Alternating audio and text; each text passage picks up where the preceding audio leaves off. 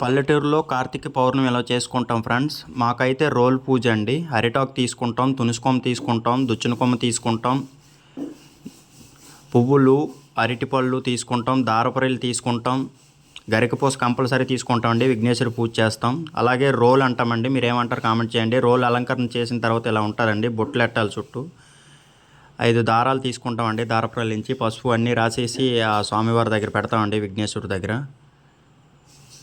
పెట్టేసి విఘ్నేశ్వర పూజ చేసి గరికపూస పువ్వులతో పూజ చేస్తామండి. దుజ్జున కొమ్మ, తునుసు కొమ్మ, తంగిడి పువ్వులు అన్నీ పెట్టేస్తామండి. కొబ్బరికాయ, సెలవిడి, వడపప్పు, పరమాణం, అరటిపళ్ళు అన్నీ నైవేద్యం పెడతామండి.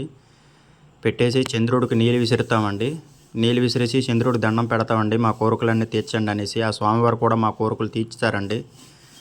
ఏ కోరికలు కోరినా తీర్చుకుంటారండి. మా ఈదులు అండి ప్రతి ఒక్కరు కూడా ఇలా చేస్తారు పల్లెటూరులో. అలాగే కాకరపువ్వతో కూడా కాల్చామండి. ఆ దేవుడికి ఆనందం. ఇలా మా రామాలయం దగ్గర అండి బయట ఇలాగ దీపారాధన చేస్తామండి. మొత్తం అంతా కూడా మెట్ల దగ్గర అంతా ఇది భజనకి చెట్టు అంటామండి. ప్రతి ఒక్కరు కూడా వచ్చి ఇక్కడ దీపం వెలిగిస్తారండి. మీరేమంటారో కామెంట్ చేయండి. ఇది మాకు భజనకి చెట్టు అండి. గర్భగుడిలోనండి స్వామివారికి నైవేద్యం పెట్టాము. ఇక్కడండి గర్భగుడిలో ఎలా ఉంటుందండి. జై శ్రీరామ్ అని కామెంట్ చేయండి. వీలైతే నలుగురు షేర్ చేసి సబ్స్క్రైబ్ చేసుకోండి.